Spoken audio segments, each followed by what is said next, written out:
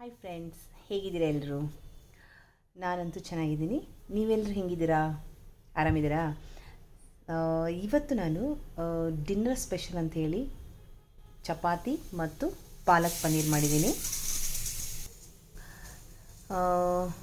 ಚಪಾತಿ ಅಂತೂ ತುಂಬ ಸಾಫ್ಟಾಗಿ ಬಂದಿದೆ, ಚೆನ್ನಾಗಿ ಬಂದಿದೆ. ಇವತ್ತು ನಾನೇನು ಮಾಡ್ತೀನಿ ಅಂದರೆ ಪುಲ್ಕ ಮಾಡಲ್ಲ, ನಾನು ನಾರ್ಮಲ್ ಚಪಾತಿ ಮಾಡಿಬಿಟ್ಟು ಮೇಲ್ಗಡೆಯಿಂದ ಆಮೇಲೆ ಲಾಸ್ಟಿಗೆ ತುಪ್ಪ ಹಾಕ್ಬಿಡ್ತೀನಿ. ಅಲ್ಲೇ ತುಪ್ಪ ಹಾಕಲ್ಲ, ಹಾಟ್ ಬಾಕ್ಸ್ನಲ್ಲಿ ಇರುತ್ತಲ್ವ, ಆಮೇಲೆ ತುಪ್ಪ ಹಾಕ್ತೀನಿ.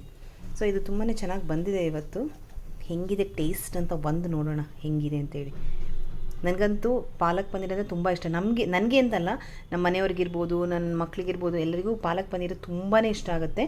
ಇದು ನೋಡಿ, ಹೋಟೆಲ್ ಥರ ಕೂಡ ಹಾಗೆ ಬಂದಿದೆ. ಟೆಕ್ಸ್ಚರ್ ಇರ್ಬೋದು, ಎಲ್ಲನೂ ಚೆನ್ನಾಗಿ ಬಂದಿದೆ. ಸೂಪರಾಗಿದೆ. ನೀವು ಮಾಡ್ತೀರಾ ಫ್ರೆಂಡ್ಸ್ ಮನೆಯಲ್ಲಿ?